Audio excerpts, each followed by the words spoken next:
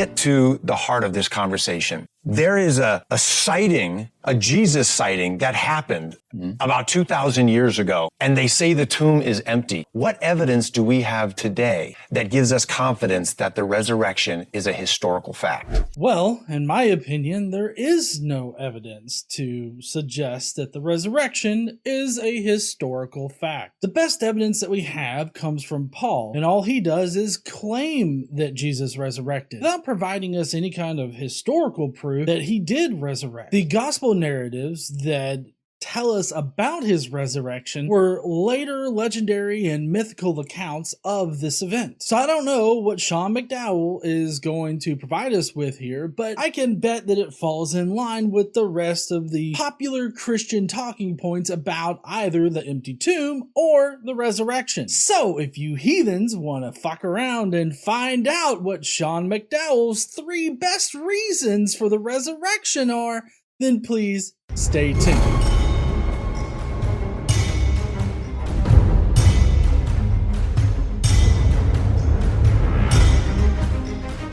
What's up, heathens? How y'all doing? You know, a lot of things are great when they're thick. But you know what shouldn't be thick? Your wallet. I mean, look at this thing. Stop treating your wallet like it's an industrial-sized Swiss Army knife and get yourself a Ridge wallet. Just look at that size reduction. Instead of having a big old thing, now you got a little one. I have to say, I love the low profile of these wallets because then when you sit down, it doesn't feel like you're getting sodomized by a boulder. Also, your cash and cards are easily accessible, so you don't have to stand there and awkwardly sip through the collection of receipts that you keep for no reason. This would be a perfect Father's Day gift, and if you use the code Godless Engineer, then you'll get 15% off your order. They come in over 30 colors and styles, including this forged ember and burnt titanium. Get yourself a Ridge wallet today by going to ridge.com/Godless Engineer. Alright, now go on and enjoy your show. What's up, heathens? How y'all doing? I'm the Godless Engineer, and I critically analyze apologist claims to give you the best arguments and information so that you can stand up and use your voice. Today, we're taking a look at Kirk Cameron questioning Sean McDowell on the best evidence that we have for the resurrection of Jesus. Sean has 3 of his best pieces of evidence ready to go for us. I'm sure they're not just going to be regurgitated points that we've heard time and time again from apologist after apologist. These are going to be the best arguments that we just simply cannot deny. Am I right? No, I'm probably wrong. Resurrection is a historical fact. So there's at least 20 to 21 arguments for the empty tomb that cumulatively make a powerful case. There are over 20 arguments that cumulatively make a concrete case for the empty tomb. That's really strange considering our earliest source for this whole resurrection deal doesn't even have a tomb in it. In Paul's account of the gospel of Jesus, Jesus supposedly, all according to the scriptures, died, was buried, and then resurrected. It wasn't entombed, nor was it said that his burial place was empty or found empty, at least, afterwards. So I'm very interested to see how he can reason his way to the best historical case for the empty tomb, considering that our earliest accounts don't even have a tomb. One of the most compelling is in regards to who discovered the empty tomb. Now, all 4 gospels report that women discovered the empty tomb. We read that in our modern culture and we don't think twice about it. But in that patriarchal culture, a woman was typically not educated the same way as a man. In fact, there's some ancient Jewish proverbs, not in the scriptures, that says better the words of the law burnt than delivered to women. This is a common misconception amongst a lot of apologists out there, that this idea that women wouldn't have been trusted, and so making them the first ones to find the tomb is quite interesting, which, if you know anything about Christian theology and how the Gospels were written, this is not all that surprising. But I do want to point out one thing about the quote that he mentioned here. This quote actually comes from the Jerusalem Talmud, which was written about 500 CE, so much later than the 1st century. And it was the opinion of Eliezer ben Hyrcanus. And technically the quote is, "The words of the Torah should be burned rather than entrusted to women." Fucking women. Right, honey? But I digress. This misunderstanding about the first century treatment of women in this particular respect is pervasive. Now, for one thing, it wasn't that women weren't trusted, like, at all. Sure, there's that one, the Jerusalem Talmud quote that's the opinion of one rabbi, right? But in a broader context of women and whether or not they were trusted, they definitely were trusted. It's just that the education of like the Torah and of Jewish law and all that other stuff isn't delegated to women at that particular time. It was the opinion that they had their place elsewhere. Get back in the kitchen. That's right, honey. Get back in the kitchen. Make me a sandwich. And make me a sandwich. That's right. That even back then, that's what they thought. But still, this does not mean that they weren't trusted. That's very important. Josephus, he even records people using women's testimony in court in various ways, but the fact is that they were trusted. But another thing is that this account was not taking place in court. So it's very wrong to compare the two situations. So I just wanted to stop Sean here just for a quick second to kind of explain the role of women in the first century and why they actually were trusted, despite what Sean McDowell is telling us here. They were looked down upon. And so put yourself in the position of the gospel writers. If they're inventing a story of an empty tomb and they want to convince people that this is true, who are the least likely witnesses they would invent, Matthew, Mark, Luke, and John, to be persuasive? And the answer is they obviously wouldn't invent women. That would be counterproductive. So the reason they report women, the most likely reason, is Matthew, Mark, Luke, and John heard a story that they believe and they're passing on what they think is true.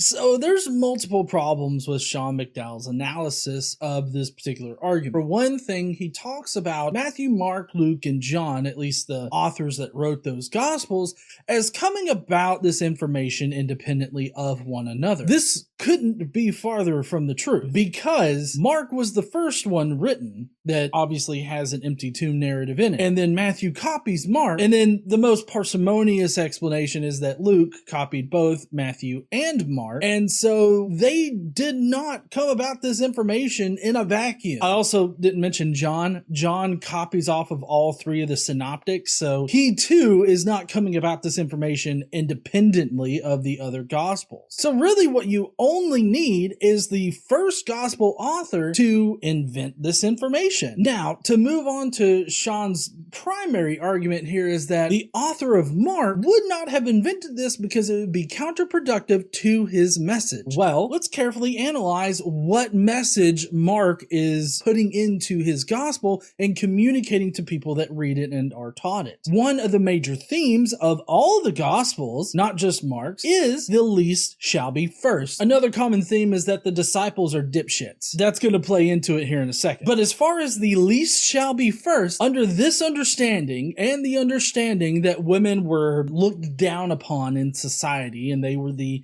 least amongst the society and the least amongst the Christian congregations, under this understanding, it works perfectly well with Mark's message. Mark is wanting to portray that the least shall be the first in various parts of it, but even in the empty tomb, having the women find the empty tomb. Also, another thing that's counter to historical reality would be the idea that men would be going to the tomb to anoint the body with various spices. I don't know, maybe they're having a barbecue later. But the men going to the tomb to anoint the body just doesn't make sense historically, because that's traditionally women's work, or would have been considered women's work. So I don't understand why Sean McDowell thinks that if they were wanting to invent a story, then they should invent something that's counter to what we know about first century Jewish customs. But even so, even if you take it that these women weren't to be trusted, why would they have the women finding the tomb empty? Well, if you'll notice, that is a problem that eventually comes up in the construction of the Gospels, because later on in Matthew and Luke, you have the disciples not exactly trusting the women that found the tomb empty. The women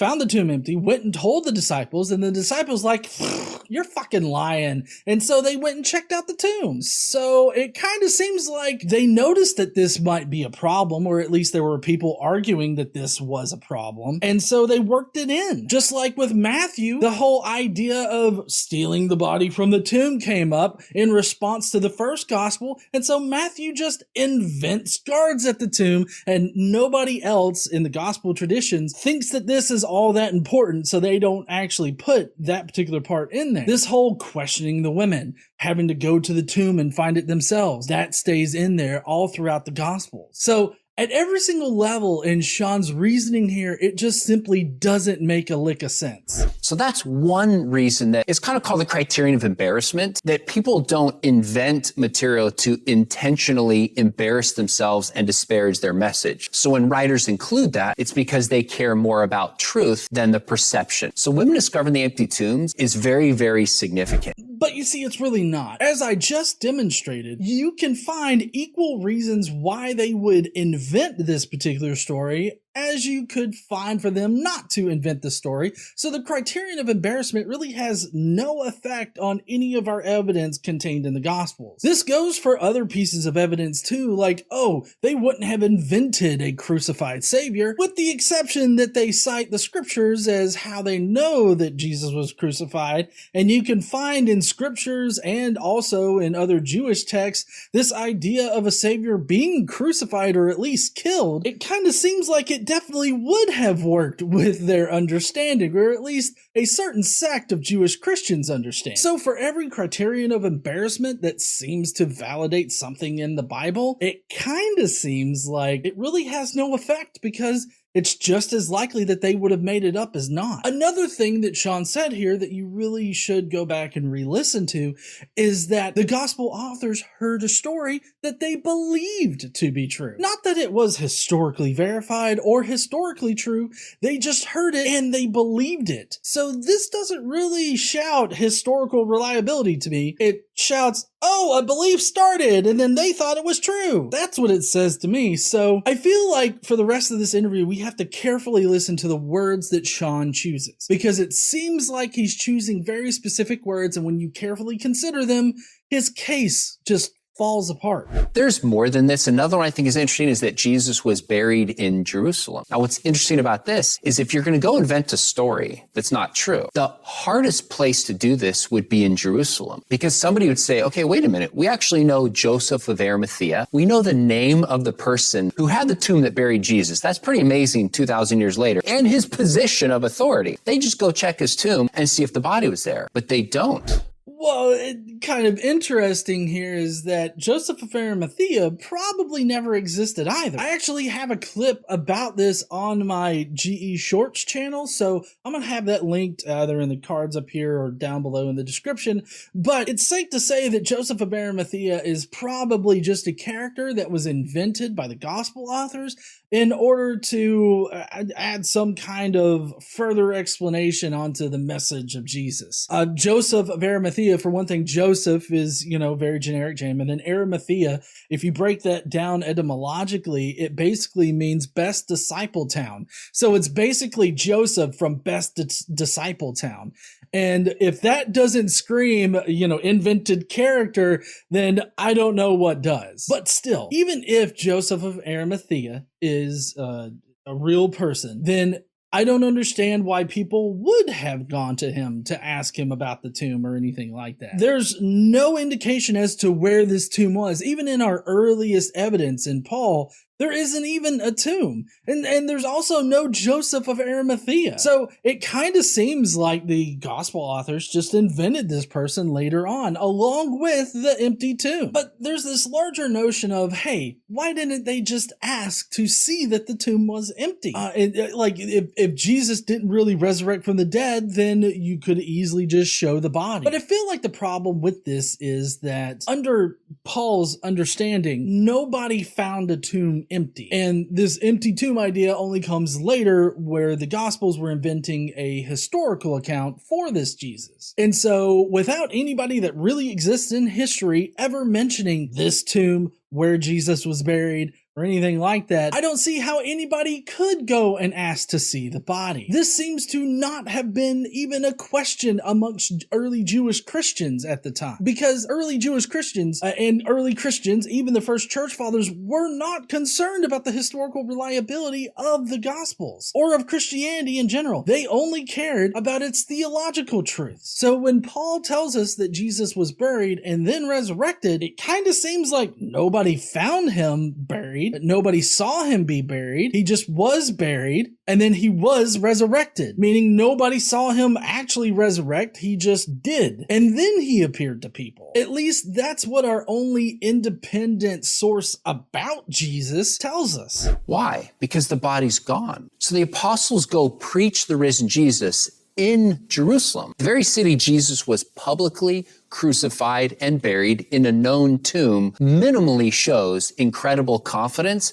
that the tomb itself was empty. If that is true, then we should find secondary evidence that confirms that this happened, but we don't. Like, for instance, we have evidence from Josephus that Pilate actually had a bunch of his soldiers dress up as Jewish protesters, hide in a crowd that was protesting, and then had his soldiers kill as many people as they could get their hands on. We have evidence of this happening. We have evidence of other people being crucified. Through Josephus, we have evidence of multiple different saviors who failed in their mission to fulfill this militaristic Messiah that they thought was supposed to come. We have evidence of all of this, yet we don't have evidence of the most public execution of a Jew. Also, Pilate and his total reversal in his personality in being conflicted over crucifying Jesus. Also, we don't have any other accounts of a trial being done in order to release a prisoner, a choice between one prisoner or another prisoner,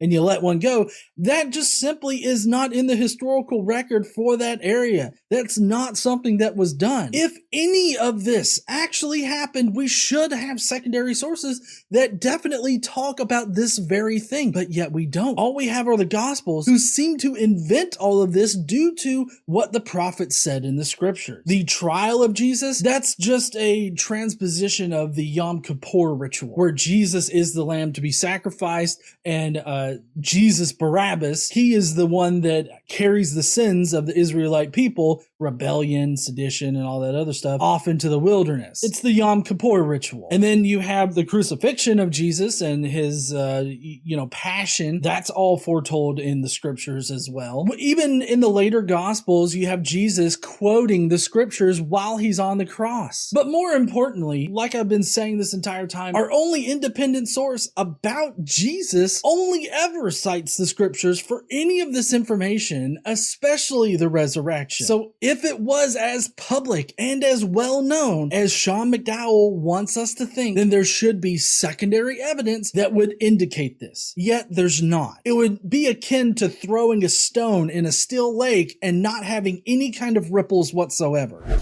That's a second one. I'll give you a third one as quickly. Is the first explanation for the empty tomb is that the religious leaders say that the apostles stole the body. That's the explanation. But if they say they stole the body, what are they assuming about the state of the tomb? That it's empty. That it's empty, right? You don't say to your teacher something like, my dog ate my homework, if you have your homework. So the first explanation from the religious leaders is the apostles stole the body, which shows that the body was gone and the tomb was empty. Well, yes, the body was gone and the tomb was empty in the story. If this idea was around prior to Mark's gospel being written, then why didn't Mark write anything about it? Why was this not a problem at the time? These are key questions you have to ask yourself, because the guards at the tomb and this whole notion of stealing the body only occurs after Mark's gospel is written and circulated. Matthew is the first one to present the apologetic of the Sanhedrin paying off the guards to say that the disciples stole the body. This is the first example of a counter-apologetic for the issues that's raised by Mark's gospel. They found that when they were going out and preaching this gospel, a lot of people had different questions. If the women ran away from the tomb, how did this story get told? That was one which was corrected later on in the mid-2nd century by tacking on a longer ending to Mark. The other thing that was corrected in Matthew's gospel was this notion that the disciples could have just stolen the body, and that's how the tomb got empty. But the important point is that this whole idea, this whole question about the disciples stealing the body did not arise until after Mark's gospel. So it seems like Sean McDowell has his timeline mixed up here as to the way in which the gospel story has changed over time. Of course, Sean thinks that this is all one story that all makes sense, all smashed together and harmonized. But that's not how they were written. It would be incredibly wrong to harmonize these four accounts when each account copies off of the previous one. Our earliest account, Mark, is probably the one that's closest to reality, if it ever was. Now, we could talk about whether or not it's reasonable for the apostles to steal their body. And I mainly think it's not reasonable because, number one, they had to get by the guard. But number two, why would they go out and willingly suffer and be willing to die for something if they stole a body and knew it was false? So this is another common conflation by apologists. The idea that the disciples suffered and died for a quote-unquote lie if they stole the body is totally misunderstanding who exactly was suffering for the faith. Because it definitely wasn't the disciples. The disciples disappear from history after Luke's gospel. In Acts, you mainly have the stories of like Peter and Paul and James the Pillar. Those are ones that are definitely known to have been apostles, but the rest of the disciples, they just vanish from history. So there's no real evidence that they suffered for anything. But even so, the Christians that were being persecuted and dying for their faith believed completely in the faith. Even with Peter and Paul, let's assume that they did die as martyrs, which there's no real good evidence to say they died as martyrs, but they definitely died. They completely believed in the message they were spreading, and the message that they were spreading is that Jesus appeared to them in a vision and told them about his death, burial, and resurrection. That is what they died for. They hallucinated all of this and were completely convinced by it. So there was no lying going on here. But even though I think that the disciples stealing the body from the tomb is implausible, no matter how implausible it is, it's still vastly more probable than Jesus resurrecting from the tomb. And that's a major problem with supernatural claims. A natural explanation will always supersede a supernatural one. So I think when we start to piece some of these things together, there's reasons why some of the greatest journalists, greatest historians, greatest lawyers and thinkers of all time have stopped and been like, wow, there's a powerful case that Jesus lived, died, buried, and appeared to people on the third day. Well, yes, most of these people have been Christian, and even the ones that weren't Christian, that were convinced by the Christian story, had faulty information, or they were just really gullible in this one particular aspect. But never mind all that. This is an argument from popularity. Like, all of these smart people have determined that, Jesus actually did resurrect because this is a strong case. When we actually consider all of the information that we have learned over the thousands of years that Christianity has been around, I feel like once you take all that into account without this Christian bias, you will see how thin the case for the resurrection is. Just knowing that the Gospel of Mark is the only somewhat independent gospel that we have. That gospel is still dependent upon Paul. And we know this. We know that Mark copied some of Paul's work and even took some of the theology from Paul and worked it into his own gospel. So even Mark's gospel isn't independent. The only truly independent source that we have is Paul's source, because he separates himself completely from any historical source, and he says that he got his information directly from Jesus after he resurrected from the dead. That's why Paul's account is considered to be the most historically accurate out of all of them. Appeals to popularity, especially in this particular instance of the resurrection, is just not going to help. Now, I will say, if you ask most New Testament scholars about the resurrection, they will affirm that the resurrection historically happened. That's because most New Testament scholars are Christian and are convinced by the Christian theological message of Jesus' resurrection. And so they make it historical with bad arguments. Bad arguments like Sean McDowell is regurgitating here. And isn't it true that it's not only in the Bible that we read about Jesus living, dying, being buried, and being seen after he died, but that's also attested to by non-Christian contemporary historians during that time? What? No. This is not true at all. The Gospel of Mark is the first one to report this whole empty tomb and like the historical narrative of the resurrection. Okay. And we have no contemporary historians prior to that discuss Jesus, his ministry, or any of the actions he supposedly performed on earth, but also do not report this resurrection happening, or his crucifixion for that matter. So what this means is that all of our secular sources come after a time when the Gospels were in circulation. That means that they are inherently influenced by the Gospels and by the common beliefs of the Christian community at that time. So I'm kind of interested as to who he's exactly going to pull out of his pocket here. So some of those facts, yes. Now, I know you're not implying this, but when skeptics say to me, well, what about outside the Bible? There's kind of an assumption that we can't trust the Bible. I'm telling you, Kirk, if we had none of these other sources, I still think we can trust the accounts in Matthew, Mark, Luke, and John and other early Christian historians to have confidence that it's true. I'm kind of curious as to who these Christian historians are. Now, it would have to be somebody right around the time of Paul. And we don't have anybody in history that discusses any of these events. But Matthew, Mark, Luke, and John are not historical documents. They're more akin to hagiographies, meaning that they are stories generated in order to venerate some central figure of the story, in this case being Jesus. They're only meant to prop him up and make him look fan-fucking-tastic. And that's the entire point of the Gospels, not to historically record anything or anything of that nature. And now this is my opinion, obviously, but I think that if it wasn't for the Gospels historicizing Jesus, then we wouldn't have this idea that he was a historical figure. My point is that the Gospels, what's written in the Gospels, is not enough because they are obviously invented. They are obviously making things up. And we cannot discern fact from fiction in these works. Yes, so do I. With that said, when we go outside of the scriptures, you have writers like Josephus at the end of the first century that affirm the existence of Jesus. And who's Josephus? Josephus was a Jewish writer writing on behalf of the Romans in the 90s. Not a Christian. He was not a Christian. No.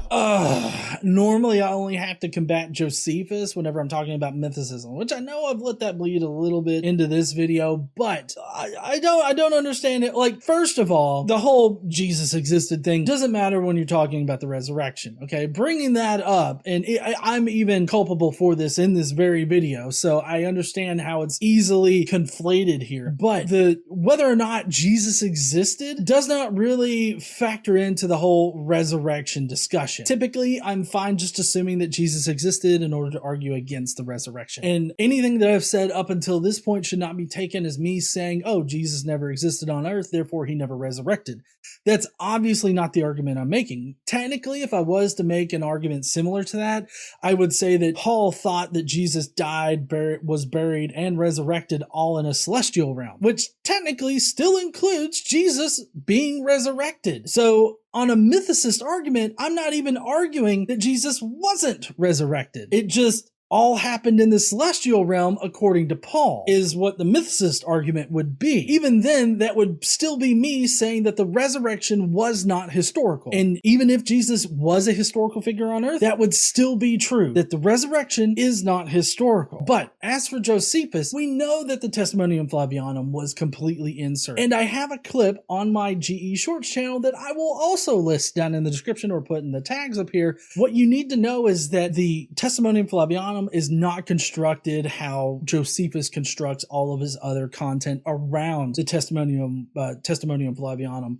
The verbs that are used within the Testimonium are used in completely different ways than Josephus is known to use verbs. The story structure of this particular passage does not match the story structure of Josephus and other portions of Josephus's work. The account actually follows the Emmaus Road story from Luke, and it most likely seems that a Christian similar to Eusebius would have written this kind of paragraph. So it definitely was a malicious insertion into Josephus's work. Now, there's also the James passage. The James passage is most likely an accidental interpolation when scribes were copying Josephus's books, and they thought that there was a mistranslation or a miscopy when it was tagged as James ben Damnius. And so they wanted to change it for the next time, and it accidentally got interpolated. So there's there's an explanation for that one. I don't think that Josephus actually mentioned Jesus, and he definitely didn't mention Jesus's resurrection or the empty tomb. So there's that.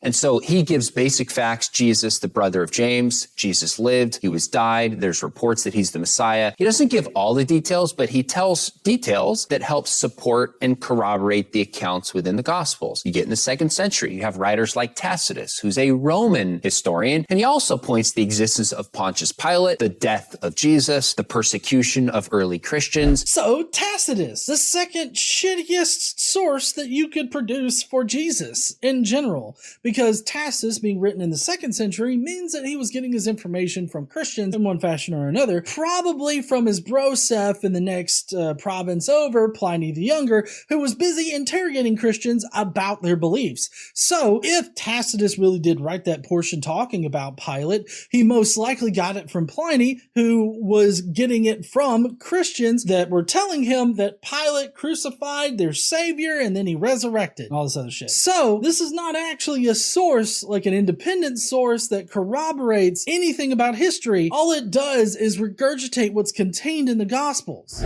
You find these extra biblical sources. And by the way, there's not a ton of extra biblical sources on anything in that time period at that time. So the fact that they would even talk about Jesus, who's a religious leader in a small corner of the empire that didn't have any political power anyways, is significant. So there are some non-Christian sources that are relatively early that help strengthen the case that we're talking about. But there really isn't, because there's no contemporaneous accounts of Jesus being crucified or resurrecting in the 1st century. The best evidence that we have comes from Paul. He is the most contemporaneous source that we have, and that's it. He talks about Jesus's death, burial, and resurrection, and he's not all that specific about where all that happens, but let's forego that for another time. The point is that he doesn't mention a tomb, and he doesn't mention people finding a tomb empty, and he doesn't mention anybody actually witnessing the resurrection, just having hallucinations of a resurrected Christ. In 1 Corinthians 15:3-8, he goes through a long list of things that happened to Jesus, all according to the scriptures,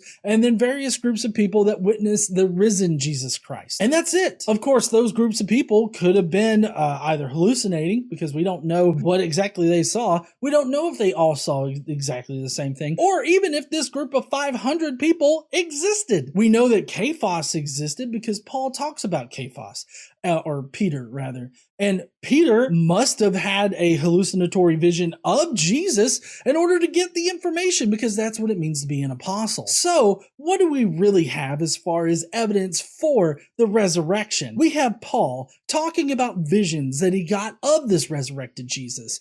And he read the scriptures really intently because he was one of the most learned Jews at the time. And he begins to preach this gospel of the death, burial, and resurrection of Jesus Christ that absolved everybody of their sins, which is all found in the scriptures. Now, again, I want to stress, I'm not trying to make a case that Jesus didn't exist, therefore the resurrection didn't happen. What I'm trying to make the case for is that Paul is our only account, and that account is devoid of any historical sourcing, and it's only a hallucinatory vision that Paul has in order to get this information along with the scriptures. So there's no reason whatsoever to think that any of this, the resurrection I mean, happened in history. Apologists like Sean McDowell, they like to conflate a whole bunch of arguments and a whole bunch of information and obfuscate it to a point where they can tell this narrative of so many people attesting to this. But you have to carefully and critically look at the evidence that they're talking about. You have to understand how the Gospels were written,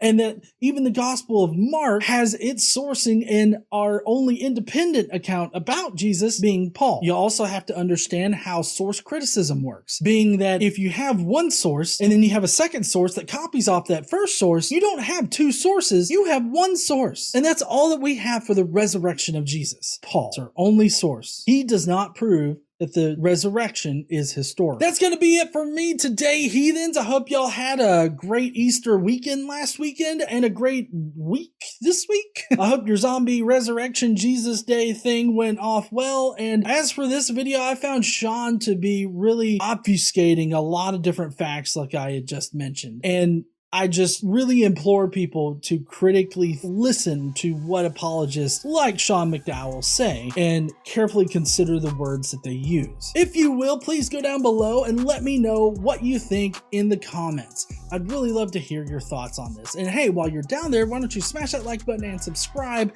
if you like this kind of video. Don't forget to stand up and use your voice. Bye, heathens!